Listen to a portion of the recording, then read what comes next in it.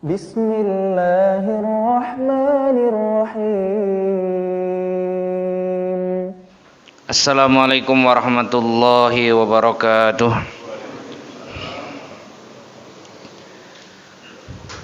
Innal hamdalillah nahmaduhu wa nasta'inuhu wa nastaghfiruh wa na'udzu billahi min syururi anfusina wa min sayyiati a'malina. Man yahdihillahu fala mudilla lahu wa man yudlilhu fala hadiya lahu. Asyhadu an la ilaha illallah wa asyhadu anna Muhammadan abduhu wa rasuluh.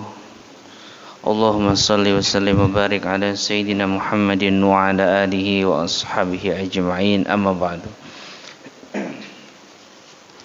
Yang saya hormati, saya ta'zimi para pengurus DKM Masjid Al-Ikhlas, para jemaah yang hadir pada pagi hari ini. Alhamdulillah, bersyukur kita kepada Allah Subhanahu wa taala, kita diberikan kesempatan untuk bisa hadir dalam majelis ilmu ini, dan tentunya kita hadir dalam keadaan puasa. Insyaallah kita sudah hari keberapa nih? Dihitungin mulu ya. Udah pengen lebaran apa? Sekarang hari keberapa? 19. Artinya sebentar lagi kita akan masuk pada Al-Ashrul Awakhir, 10 hari 10 malam terakhir pada bulan suci Ramadan. Perasaan baru kemarin kita puasa, ya enggak terasa. Baru kemarin rasanya Pak kita puasa. Kita 19 hari. Makanya ketika Quran menyebutkan ayat tentang puasa, itu dijelaskan ayyamam ma'dudah. Hari-hari yang terbilang, dibahasakan hari. Ya, kenapa dibahasakan hari? Karena ketika kita sudah menjalaninya itu akan sangat terasa cepat hari-hari itu berjalan. Ya. Tapi saya yakin ini jamaah Masjid Al-Ikhlas, karena kita sudah 19 hari puasa, sudah bacaan Qur'annya juz 19. Enggak yakin ini,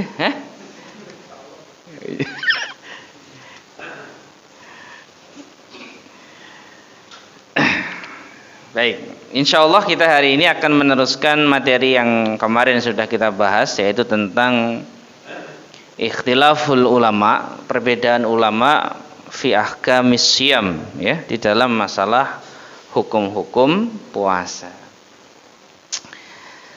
Di dalam hukum puasa atau rukun puasa yang sudah kita pelajari kemarin itu kan ada 3. Jadi ruknus shaum, rukun puasa itu 3. Yang pertama adalah az-zaman, waktu. Makanya kita kemarin membahas perbedaan ulama dalam penetapan bulannya, perbedaan ulama dalam penetapan kalendernya, ya. Terus bagaimana menetapkan kalender dalam tahun Qamariyah, ya. Ini sudah kita bahas di pertemuan kemarin. Kemudian yang kedua, rukun yang kedua adalah al-imsak, menjaga diri. Ada 2 hal yang disepakati ulama tentang menjaga diri. Yang pertama adalah al-imsak anil akli wasyurbi, menjaga diri dari makan dan juga minum. Dan yang kedua adalah menjaga diri dari melakukan hubungan suami istri. Selain itu ada perbedaan ulama. Dikiaskan dengan makan dan minum adalah memasukkan infus ke dalam tubuh kita. Dikiaskan dengan makan dan minum seluruh aktivitas yang memasukkan sesuatu ke dalam tubuh kita. Ya, baik itu memasukkan kapas untuk dijadikan antigen, memasukkan cairan infus yang masuknya bukan lewat mulut tapi lewat tangan kita sama mama ya, atau memasukkan obat tetes mata, tetes hidung, tetes kuping. Ada tetes hidung nggak?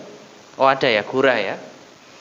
Itu semuanya masuk dalam ikhtilaful ulama, perbedaan ulama apakah membatalkan puasa atau tidak. Ketika disamakan dengan al-aklu wasyurb, makan dan minum, maka membatalkan puasa.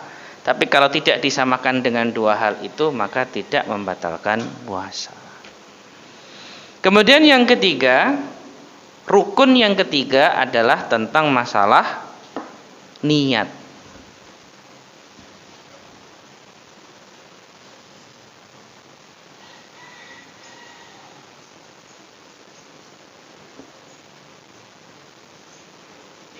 Puasa itu tiga.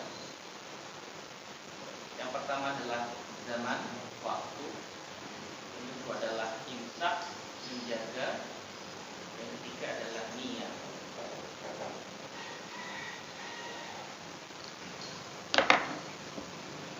Nah, masalah niat nih, ulama sangat penting membahasnya.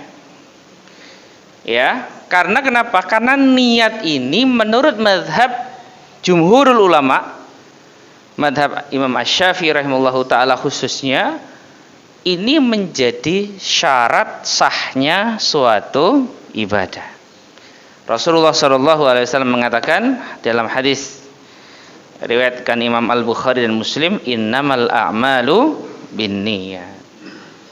Ditafsirkan oleh Imam Asy-Syafi'i, sesungguhnya amal itu dengan niat. Artinya sesungguhnya sahnya suatu amal itu harus bersamaan dengan niat. Sedangkan Imam Abu Hanifah rahimahullahu taala menafsirkan hadis ini, innamal a'malu binniyat, sesungguhnya amal itu dengan niat, ai innama akmalal a'mali binniyat, sesungguhnya kesempurnaan amal itu dengan menggunakan niat. Tapi jumhurul ulama, mayoritas ulama mengatakan ya, niat itu menjadi rukun dari suatu ibadah. Masjid Al-Ikhlas mau saya tanya ini, habis tarawih baca doa niat enggak? Nawaitu Soma Godin. Enggak apa lagi jangan-jangan Bapak ini. Hafal enggak, Pak? Pak, habis sholat tarawih, Bapak baca doa niat enggak? Enggak. Kalau Bapak tidak baca doa niat, kenapa masjid sebelah ada yang baca doa niat? Yang benar yang mana? Ya, itu yang pertama. Yang kedua, apakah memang niat itu harus dilafadzkan seperti itu atau tidak? Ya kan? Terus ketika niat itu dilafadzkan, boleh atau tidak? Nah ini kan harus dibahas. Sama dengan Bapak sholat. Ya, ada orang yang talaffuz bin niat, melafadzkan niat. Subuh, usolli fardhus subhi rakaataini mustaqbilal kiblati adaan lillahi ta'ala, ya. Ada yang talaffuz bin niat, ada yang langsung niat dalam hati, langsung membaca takbir Allahu Akbar. Pertanyaannya, niat itu harus dilafadzkan atau tidak? Yang kedua, kalau niat itu dilafadzkan, boleh atau tidak?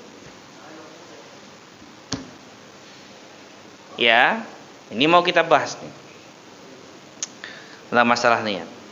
Dan banyak sekali permasalahan-permasalahan tentang niat yang ada di dalam kitab ini. Kemudian yang kedua adalah terkait tentang waktu niat. Ya, waktu niat itu kapan? Ada orang waktu niat di awal Ramadan udah dirapel. Aku niat sebulan penuh puasa Ramadan. Ya, ada yang setiap malam dia tajdidun niat, memperbarui niatnya. Itu yang benar yang mana? Terus yang pendapat yang kuat yang mana? Dalilnya mana? Nah, ini kan harus difahami. Terus yang ketiga, apakah puasa itu butuh niat atau tidak? Nah, ini harus difahami juga, ya. Dan juga permasalahan-permasalahan tentang niat yang lain. Baik, kita masuk pada pembahasan yang pertama. Amma kaunun niyati syartan fi sihhatis siyam. Adapun tentang niat yang menjadi syarat sahnya suatu ibadah puasa, fa innahu qaul jumhur, maka itu adalah pendapat mayoritas ulama. Jadi mayoritas ulama mengatakan bahwa puasa itu wajib ada niatnya. Wa syadda zufar, ada pendapat yang syad, yang sedikit pengikutnya, faqala la yahtaju Ramadan ila niyatin. Ramadan itu tidak butuh niat. Ada pendapat jumhur yang mengatakan niat itu harus, ada yang mengatakan niat itu tidak harus. Kita akan masuk dalam teori berfikirnya, agak dalam nih. Kita masuk dalam usul fikihnya ini. Coba antum pahami ini ya. Semua ibadah, ini teorinya ya. Semua ibadah yang makulatul makna, yang artinya, maksudnya itu bisa dilogika, itu tidak membutuhkan niat. Saya ulangi, ini teorinya nih. Kita masuk dalam usulnya, ya, kita masuk dalam usul fiknya. Setiap ibadah yang makulatul makna, maksud dari ibadah tujuan itu sudah diketahui, maka tidak membutuhkan niat. Tetapi kalau ibadah itu ghairu maqulatil makna, tidak bisa dipahami dengan logika kita, tujuannya tidak bisa kita pahami, maka ibadah tersebut membutuhkan niat.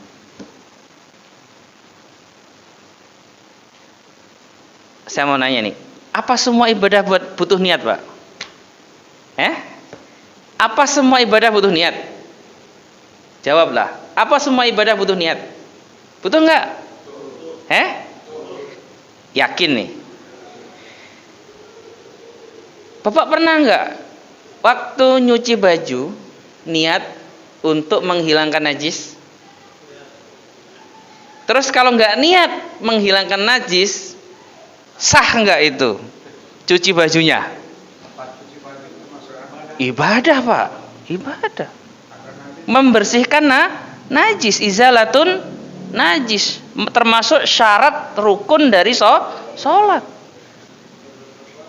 Kalau wudu raf'ul hadas, menghilangkan hadas. Kalau mencuci baju raf'un najasah, menghilangkan najis, kotoran. Makan misalkan, ya, banyaklah. Bisa semua kan bisa jadi ibadah kan? Kita bicara yang, makanya gini. Teori niat itu gini, Pak. Sesuatu itu kalau sudah bisa kita pahami, ini baju kotor harus kita cuci, ya sudah, nggak perlu niat untuk mencuci. Ya. Nah, Tapi saat ibadah itu ghairu maqulatil makna, tidak bisa dipahami kita, ya, maka membutuhkan niat. Contoh sholat. Sholat itu kan gerakannya kan habis berdiri, kemudian rukuk, kemudian sujud, ghairu maqulatil makna. Maka ketika ghairu maqulatil makna, ibadah tersebut harus disertai dengan niat. Ya. Contohnya wudu. Wudu itu ghairu maqulatil makna. Ya, ghairu maqulatil makna. Puasa tidak ghairu maqulatil makna. Sehingga jumhurul ulama mengatakan apa? Ibadah-ibadah yang tidak bisa kita logikakan tujuan dari ibadah itu, maka ibadah itu membutuhkan niat. Itu teori yang pertama. Teori yang kedua, masalah niat. Ibadah itu kalau serupa dengan adat istiadat kita, iya, kebiasaan kita, ini membutuhkan niat. Ya, contoh mandi, betul ya? Mandi itu ada yang mandi biasa, ada yang mandi wajib. Kalau mandi biasa kebiasaan, kalau mandi wajib ibadah, ya, ibadah mahdhah, ibadah murni itu. Maka dalam hal ini ketika ada satu ibadah yang mirip, gitu ya, dengan suatu kebiasaan, maka di situ diwajibkan untuk niat.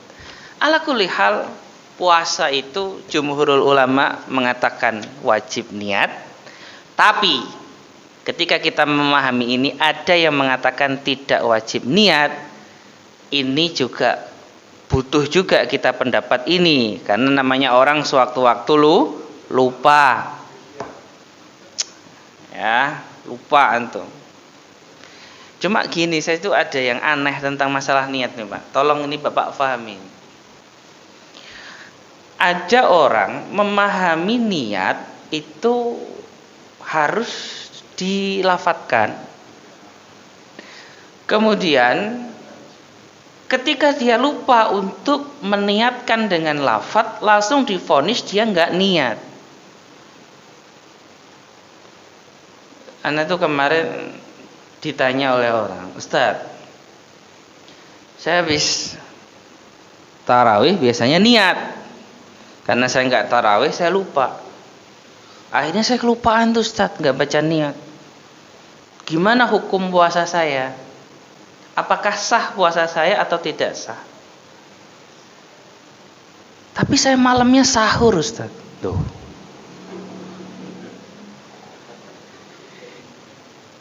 Tapi saya malamnya sahur. Saya dalam hati bergumam seperti ini. Ada nggak orang sahur nggak niat puasa gitu loh? Kok? Tapi saya malamnya sahur Ustaz.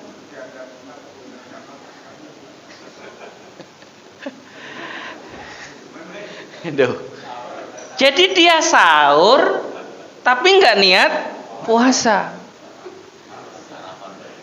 Berarti sarapan dong sahurnya. Ya kan? Berarti sarapan dong sahurnya. Jadi gini loh Pak. Puasa itu niatnya itu memang di malam hari dan tidak perlu, atau ada ulama yang tidak perlu mentalafutkan, melafatkannya. Cukup kita punya keinginan besok untuk puasa, itu sudah menjadi niat puasa. Dan orang yang sahur pasti otomatis niat puasa gitu loh. Awas jamaah lilas nanya kayak gitu. Ya, jadi permasalahan niat itu banyak orang salah paham. Kecuali kalau sahurnya niat sarapan loh Pak ya. Kalau dia ngomongnya, tapi saya tadi malam sarapan Ustadz. Nah itu beda. Dia ngomong, tapi tadi malam saya sahur. Loh. Paham salah. Ini. Tapi dia merasa itu nggak niat. Nah ini Jadi paham ini bahwa niat itu ada yang apa? Puasa itu pendapat pertama wajib niat, yang kedua tidak wajib niat. Dalam masalah ini tadi teorinya ada yang mengkategorikan niat itu sebagai ibadah yang ma'qulatul makna, ada yang ghairu ma'qulatil makna. Itu yang pertama. Yang kedua, kalau puasa itu wajib niat, apakah wajib ditakyin, dijelaskan niatnya? Masya Allah. Apakah hati kita wajib mengungkapkan, gitu ya, seluruh hal yang ada dalam ibadah kita? Contoh kalau kita niat puasa, berarti aku niat puasa Ramadan esok hari dari mulai fajar sampai terbenamnya matahari dengan tidak melakukan sesuatu yang membatalkan puasa, dari mulai makan, minum, banyak niatnya ini. Apakah puasa itu niatnya wajib di apa? Ditakyin itu dijabarkan seperti itu, ataukah cukup besok puasa lah gitu. Atau cukup besok puasa lah gitu. Gimana? Perhatikan ini ya. Imam Malik rahimahullahu taala mengatakan labudda min ta'yini shaumi Ramadan. Untuk puasa Ramadan, pendapat Imam Malik wajib mentakyin puasa Ramadan. Harus ada keinginan dalam hati puasa Ramadan. Niatnya puasa Ramadan, tidak hanya puasa. Ya, tapi menurut pendapat yang lain, ini i'taqada mutlaqas shaum ajza'ahu. Yang penting niat puasa Imam Abu Hanifah. Ya kamu kalau Ramadan ya otomatis jadi puasa Ramadan. Kalau Senin Kamis berarti otomatis jadi puasa Senin Kamis. Enggak perlu malam-malam kamu antum merenung ambil aku niat besok puasa. Dalam hati ya, aku niat besok puasa Senin, hari Senin. Ya kan? Dalam mazhab Malik, ta'yinun niat mengkerucutkan atau mentafsilkan niat itu harus. Ya, tapi kalau Imam Abu Hanifah enggak. Dan saya cenderung pendapat Imam Abu Hanifah. Kan otomatis toh, Pak. Niat itu kan sesuatu hal yang otomatis kan. Jadi ketika kita enggak mentakyin pun tidak masalah, ya. Itu masalah menjelaskan niat. Nah, tadi yang ketiga tentang masalah niat puasa. Apakah boleh dilafadzkan? Jawab Pak, boleh nggak niat puasa dilafadzkan? Rasulullah pernah melafadzkan niat seperti itu nggak? Rasulullah pernah melafadzkan niat puasa nggak? Rasulullah pernah melafadzkan niat sholat nggak?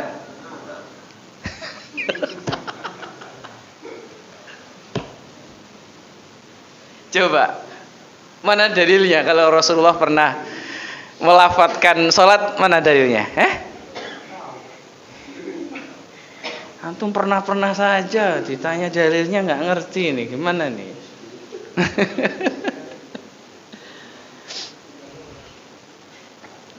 Nih, pahamin ya, biar Bapak paham. Jangan marah-marah mulu, berisik banget sih, niat saja cukup dalam hati juga, gitu kan? Yang pakai dalam hati tuh orang niat diem aja sih, gitu. Jadi, ya kan ada yang lihat temannya diem aja, lu nggak niat, gitu kan? Yang satunya lo berisik niatnya, gitu kan? Jangan sampai gara-gara urusan ini berantem nih Pak, ya. Nah, macam-macam itu. Tapi kan kita harus paham tentang dalil, Pak. Ya, kita harus paham masalah fikihnya, gitu loh. Nih paham ini. Ulama yang mengatakan tidak perlu melafadzkan niat, adalah, dan ini mungkin mayoritas Bapak di sini ya, nggak tahu Bapak tahu dalilnya apa enggak, saya juga nggak ngerti ya. Jangan-jangan ikut-ikutan orang aja tuh ya. Adalah memahami bahwa mahallun niyah al-qalbu. Tempatnya niat itu ada di hati, bukan di mulut. Buktinya apa? Buktinya ketika ada orang sholat zuhur, dia membaca usolli fardol asri. Aku niat puasa sholat asar, tapi hatinya ngomong sholat zuhur. Yang jadi mulutnya atau hatinya? Yang jadi mulutnya atau hatinya? Hatinya.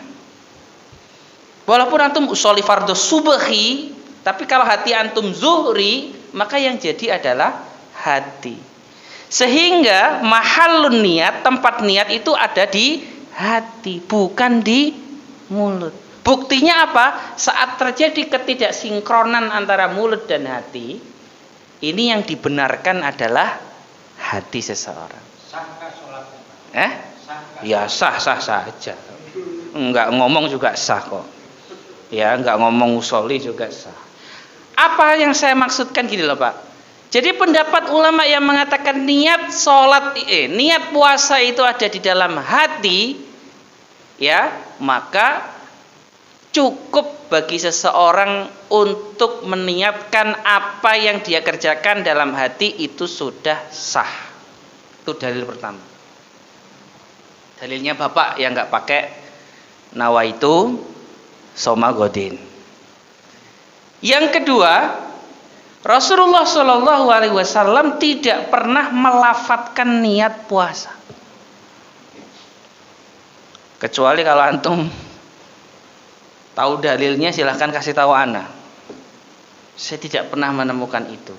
Rasulullah Shallallahu Alaihi Wasallam tidak pernah melafatkan lafat sholat. Bener? Tidak pernah Rasul sebelum sholat sawu sufufakum usolli fardhu subhi. Enggak ada. Niatnya diucapkan jangan.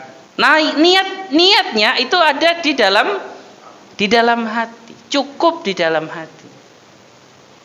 Jadi itu menjadi dalil bahwa niat puasa, niat sholat, niat apapun ibadah kita tidak perlu dilafatkan di mulut kita. Karena tempatnya niat ada dalam hati dan redaksi niat tidak pernah diajarkan oleh Rasulullah. Paham? Kuat nih Bapak ini.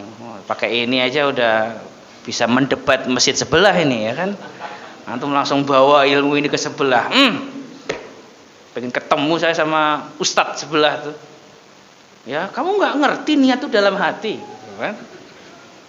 Kamu nggak ngerti lafaz niat itu nggak diajarkan oleh Rasulullah. Lain. Kebayang tuh, ya kan? Baru ngaji udah dapat ilmu, udah ngedebatin orang. Ya. Yang kedua, pendapat yang melafatkan niat, pahamin. Ya, biar Bapak enggak menghina, enggak menyalahkan orang-orang yang melafatkan niat. Ulama-ulama yang melafatkan niat adalah ulama-ulama yang bermadhab Syafi'iyah. Pahami Pak? Ulama-ulama dari golongan Syafi'iyah.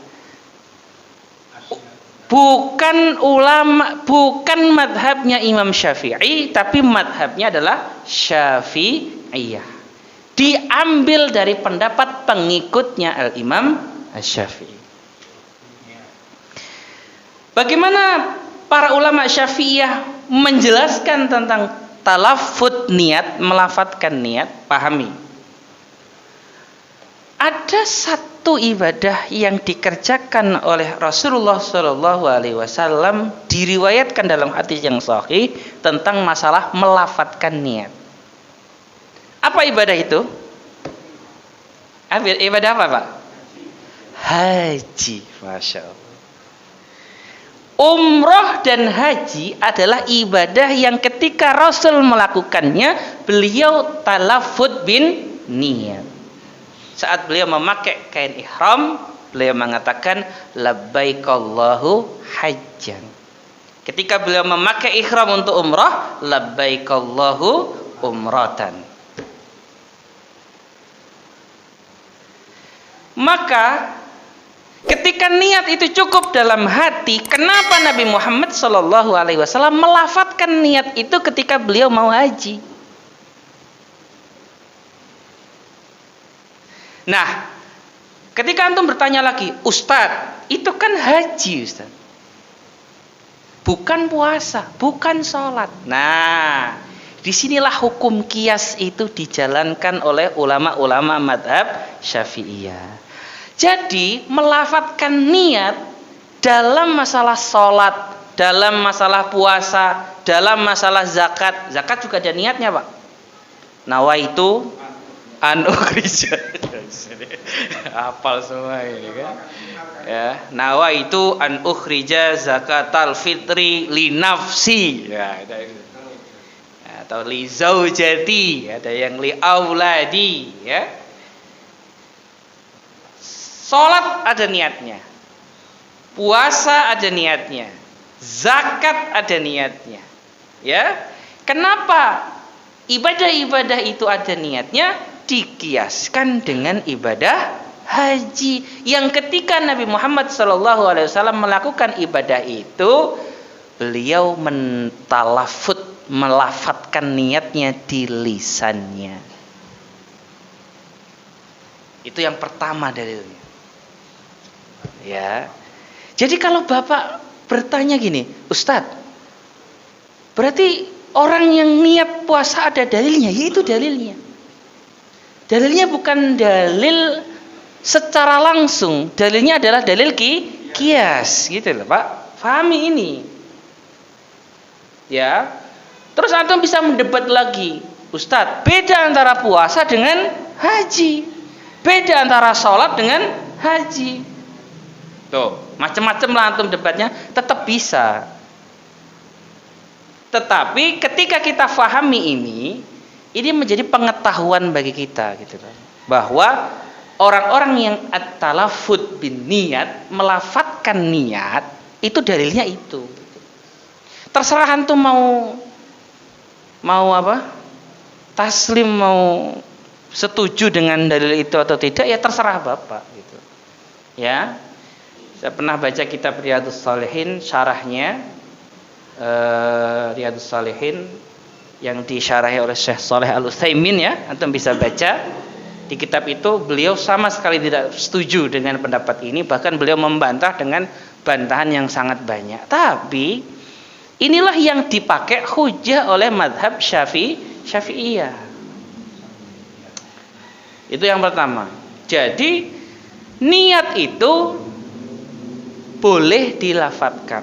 Yang kedua, dalil dari Syafi'iyah.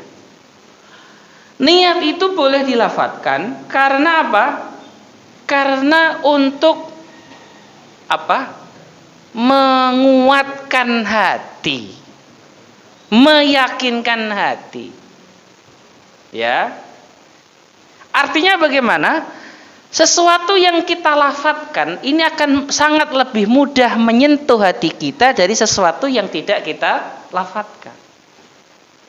Ya, sehingga kalau kita mengikuti pendapat ulama-ulama Syafi'iyah, mereka melafadzkan niat bukan, pahami ini ya, bukan menjadikan itu syarat. Nah, ini lo pahami lo, Pak.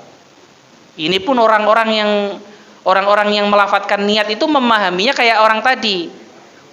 Lupa nggak niat, kemudian makan sahur dia bilang belum niat. Jadi melafadzkan niat itu hanya sebagai syarat metode untuk menekan, meyakinkan hatinya. Toh saumpama dia nggak ngomong itu, dia tetap menghukumi sholatnya sah. Antum baca dalam kitab-kitab fikih, orang nggak talafut niat, nggak melafadzkan niat, sholatnya tetap sah walaupun dia termasuk golongan yang melafadzkan niat. Nah, ini harus paham nih Bapak ini. Ya, makanya mulai sekarang udah nggak usah gontok-gontokan lagi. Ya, saya kasih dua-dua kan udah adil kan? 2 bagi yang mengatakan tidak perlu dilafadzkan niatnya, 2 bagi yang melafadzkan niat. Udah adil ini. Sebenarnya banyak dalilnya. Ada dikata yang berlebihan itu dulu kejadiannya itu di Abu Dhabi, di teman saya sendiri Pak. Kalau yang sholat berjamaah, Allah namanya itu dulu kelas itu beberapa kali batal. Allah Akbar, turun lagi. Oh iya. Itu was-was itu, Pak. Itu was-was namanya. Tidak beres itu. Iya, itu was-was. Ya, itu kasusnya orang-orang yang was-was seperti itu. Ada yang wudu juga seperti itu. Ya. Makanya ketika kita sudah memahami ini, itu saya pengennya udahlah. Nggak usah terlalu meributkan hal-hal yang seperti itu. Paham ya? Nggak usah meributkan hal-hal yang seperti itu. Bapak mau melafadzkan niat silahkan, Bapak tidak mau melafadzkan niat juga silahkan. Yang melafadzkan niat punya dalil, yang tidak melafadzkan niat punya dalil. Ya. Iya. Itu tentang masalah melafadzkan. Baik, ada pertanyaan, Pak? Silakan. Silakan. Ini kalau niat itu dijaharkan, misalnya niat sholat, itu jadi seperti paduan suara. Dari sana koli, dari sini di usoli juga, di sana juga usoli gitu. Ya nggak usah kenceng-kenceng lah, Pak. Baik, pertanyaan yang lain. Nggak usah kenceng-kenceng niatnya, ya. Iya. Ada pertanyaan tapi sebenarnya materi sebelumnya. Nggak apa-apa. Ini kan kita dalam hal waktu sholat ini merupakan karena hisab. Artinya misalnya subuh kita tidak pernah melihat wajah dulu. Iya. Itu dari hisab saja. Nah, bulan belakangan dari hasil penelitian Muhammadiyah ternyata secara hisab waktu sholat di Indonesia itu terlalu cepat 8 menit sampai mereka tidur 8 menit. Tentu ini berdampak saya kira bagi masjid termasuk kita yang memakai hisab. Andainya ini nanti memang saat ini mereka lagi tahap mengusulkan ke pemerintah dan melakukan penelitian bersama. Andainya ini benar, kita ajan itu kan otomatis misalnya ada ibu-ibu atau orang yang sakit di rumah itu langsung sholat, berarti sholatnya sebelum fajar, atau setidaknya kita yang di masjid habis ajan itu langsung sholat sunnah fajar. Sementara kalau menurut penelitian itu belum masuk waktu fajar, itu gimana? Sesuatu ibadah yang sudah dilakukan dan dia meyakini ibadah itu sudah benar, maka sudah selesai. Hukum taklif itu adalah hukum kewajiban ibadah itu saat ada hukum kewajiban untuk melakukan ibadah itu. Kalau sudah dikerjakan, dia yakin saya sudah. Ya, artinya bagaimana? Yang pertama tadi, mungkin saya mengomentari masalah pendapat subuh yang terlalu kebagian 8 menit ya. Enggak semudah itu. Gimana ya saya menjelaskannya ya?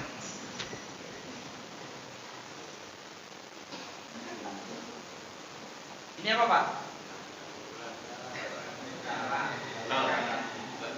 Ngantuk. Enggak ngerti ini apa. Ini apa nih? Oh, ini bumi.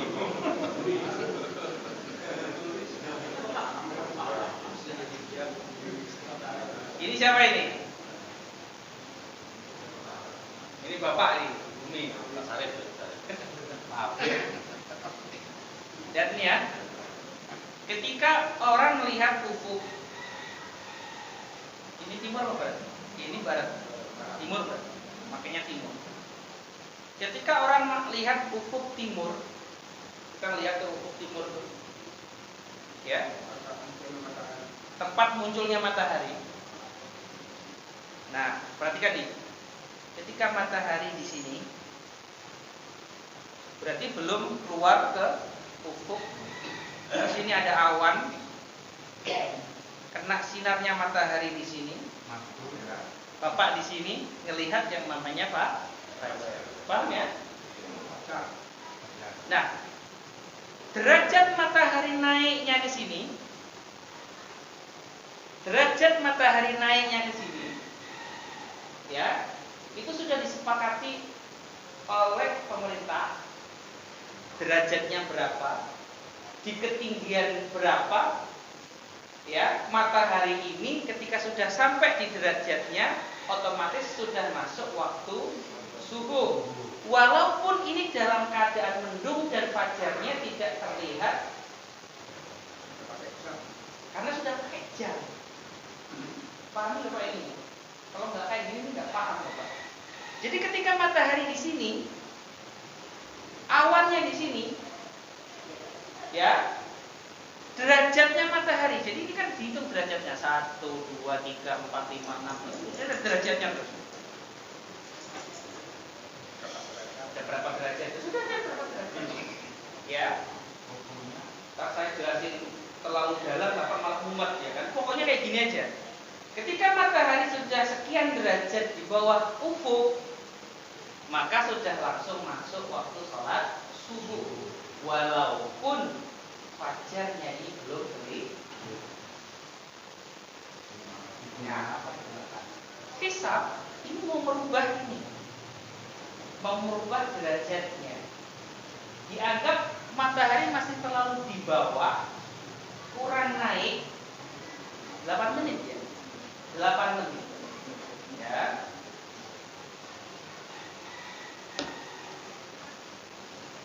Maka ini nanti akan menjadi suatu kesepakatan di di MUI, Depak, ya, dan juga ormas-ormas Islam akan membahas berapa derajatnya. Tapi saya ingin mengatakan bahwa ketika kita sudah meyakini tentang hal ini semuanya, kemudian kita sudah menjalankan itu semuanya, dan itu sudah terlewat, sama ada perubahan tentang masalah hisab nanti, maka yang sudah kita lakukan ini sudah menjadi ibadah yang sah. Tidak perlu antum mengkodoknya. Ntar antum ngitung dong. Wah, selama ini sholat subuh kebagian, dihitung dah, ini berapa tahun nih Bapak ini kan. Kemudian sholat lagi. Enggak usah. Ya, enggak usah seperti itu. Iya, nggak usah seperti itu. Ya, makanya ibadah itu ada yang dibangun dengan dzanniyah. Dzanniyah itu persangkaan kita, gitu loh Pak. Iya kan? Tidak perlu sampai pada derajat yakin. Karena kalau derajat yakin, hisab ini nggak meyakinkan, bener nggak? Kan Bapak nggak pernah lihat fajar juga kan? Berarti kan derajat Bapak ibadah itu bukan derajat yakin, tapi derajat zon, sebuah persangkaan yang didasari dasar ilmiah. Ya. Paham ya Pak ya? Tapi insya Allah nggak diganti, insya Allah. Tenang aja. Ya, udah tahu saya bocorannya. Bocorannya saya udah tahu, nggak ada karena diganti itu. Tapi kalau Bapak khawatir diganti, gitu. Nggak bakal disetujui juga, ya kan? Itu udah final itu kayaknya. Seluruh dunia itu ya segitu derajatnya. Indonesia mau beda sendiri gimana? Pertanyaan yang lain, silahkan.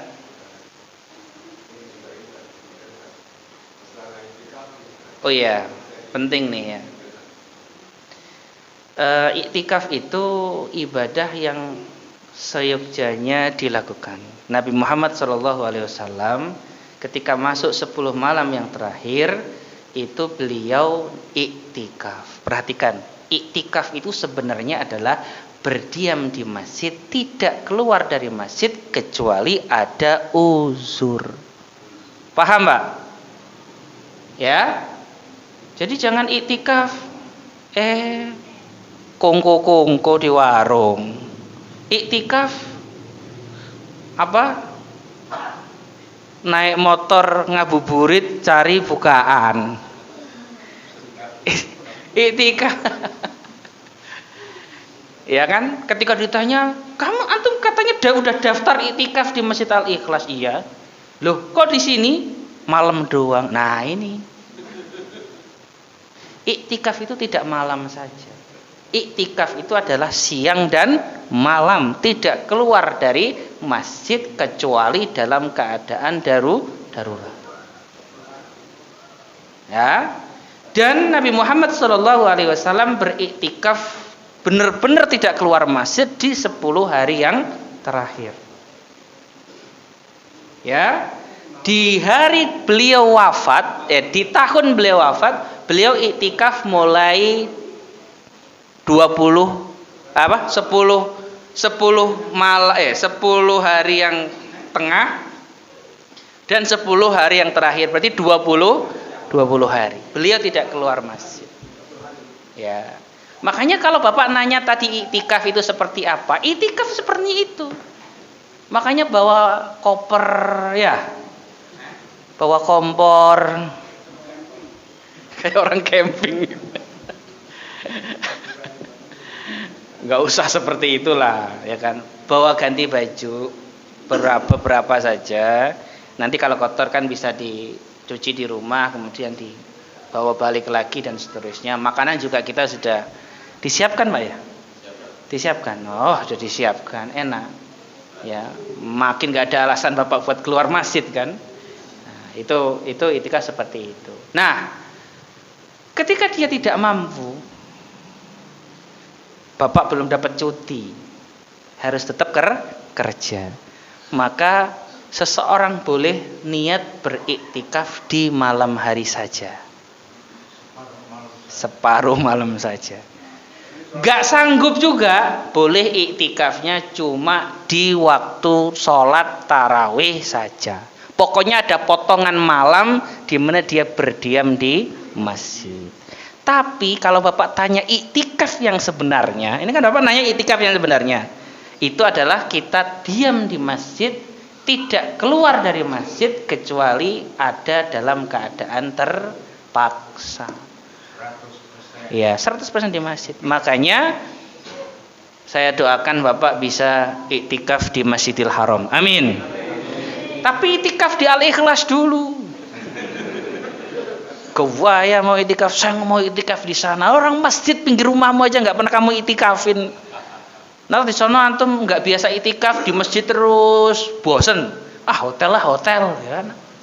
Nggak sah itu nanti itu. Iya, makanya saya nggak ke sana tahun ini. Itu ya, paham ya Pak ya? Itu iktikaf seperti itu. Pertanyaan yang lain? Cukup? Silakan. Di luar konteks yang hari ini, bagaimana tata cara mengisi saf yang kosong yang ditinggalkan oleh jamaah karena ada musuh? Ya, nah, yang di belakangnya bisa maju.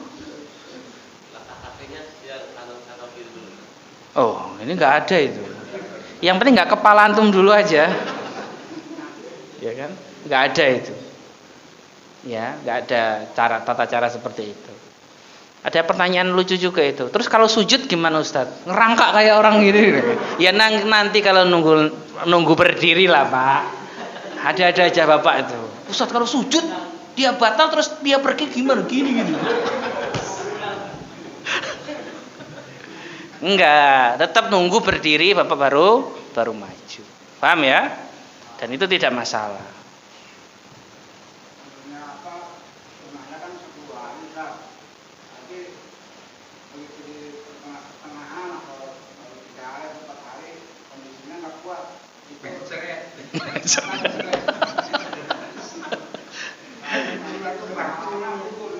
Enggak. La yukallifullahu nafsan illa. Ya sudah kalau nggak kuat ya sudah. Ya, nggak usah dipaksain di masjid. Ya kan? Ntar malah kerepotan pengurus masjid bawain ke dokter dan segala kan, ya, nggak usah. Yang penting sudah niat. Tapi kalau makanya kan tadi saya katakan Pak, iktikaf itu sebenarnya adalah berdiam, benar-benar berdiam, nggak keluar masjid, benar-benar seperti itu. Tapi kalau nggak sanggup kan, fa'ilam yastati, kalau nggak sanggup ya sudah, semampu kita saja untuk menjalankan iktikaf itu. Jelas ya? Tapi tetap nilai pahalanya berbeda. Pertanyaan lain? Ada niat itu ya Pak? Niat Ini nih. Nawaitu al-i'tikafa fil masjidi sunnatan lillahi ta'ala. Tadi saya sudah jelaskan, ibadah itu ibadah itu ada yang mentalafutkan niat, melafatkan niat, dan ada yang tidak melafatkan niat. Kalau Bapak ikut pendapat yang melafatkan niat, ya tadi nawaitu al-i'tikafa fil masjidi sunnatan lillahi ta'ala. Saumpama kalau Bapak mau ikut pendapat yang melafatkan niat. Tapi ya lafaz itu kan nggak pernah diajarkan Nabi juga kan. Ya.